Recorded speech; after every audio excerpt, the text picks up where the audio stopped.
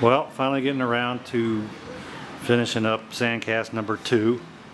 I built this thing, well, of course, over the years, but it's been sitting in about this state of being finished for at least a year, maybe 2,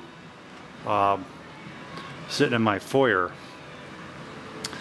So I've been kind of waiting to collect some of the parts that I need for this. You know, I really don't have all the correct parts to make it a Sandcast, but the core of the bike is correct. The frame, the motor, the carbs, the you know, the 9-hole clutch cover, well, goes with the motor, but double cut front fender, and you know, most of it's correct. Those are new shocks on the back, so I know there's some subtle differences in the number of springs and this and that, but the rear wheel and the rim is correct for a Sandcast. The cush drive rubbers are correct for a Sandcast. I did powder coat the rear sprocket, I just like it that way, that's all. It looks cleaner to me. You know, lots of NOS parts, of course, and everything's new coils, new wiring harness, new everything. You know, new tires, all new bearings and seals in the motor, new pistons, new rings, new valves, new everything. So this is a basket case. It was a basket case. I bought the motor and the frame separately. I was lucky enough to get serial numbers that are actually close enough together to be considered correct numbers. Of course, it's not a original correct numbers, but they're close enough to be considered correct, which is about as good as I'm going to do, and really lucky to have actually found a frame and a motor with the numbers that close when you're talking about basket case bikes, where you know, I literally bought the frame completely separately. Well, actually the frame was another bike with another motor and everything in it, and hardly any Sandcast parts on it at all. I bought that whole motorcycle, and then actually found this motor, this Sandcast motor, for sale a couple of years later with close numbers on it.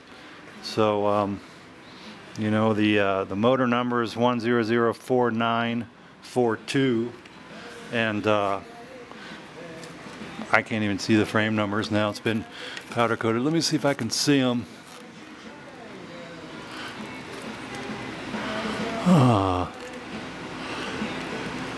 Can't quite read that.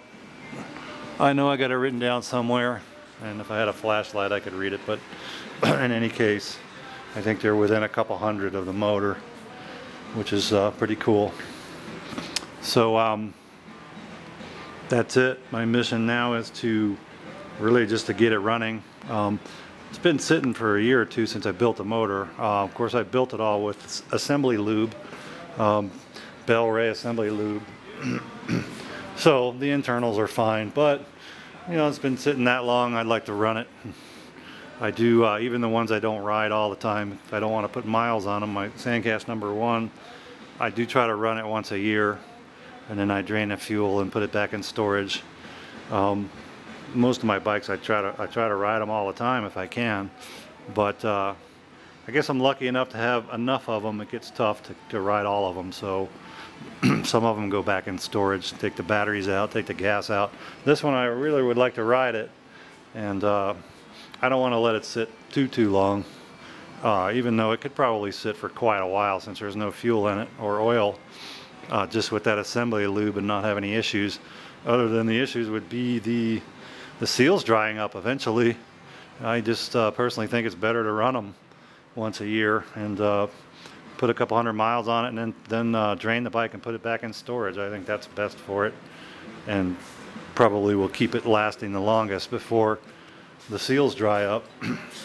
You know, the other storage issues are just fuel. You got to drain the fuel and clean and keep the float bowls dry, and change the oil, and keep the fuel tank from rusting, and keep the battery maintained. So anyway, All right, well, hopefully, I don't know when, I just digging through all my parts, trying to find all the last parts, and not sure what I need to buy at this point. I need to dig into it some more since I've been, this thing's just been sitting for a couple of years. So hopefully within a week or two, be firing it up, maybe sooner than that, hopefully this weekend. All right, catch y'all later.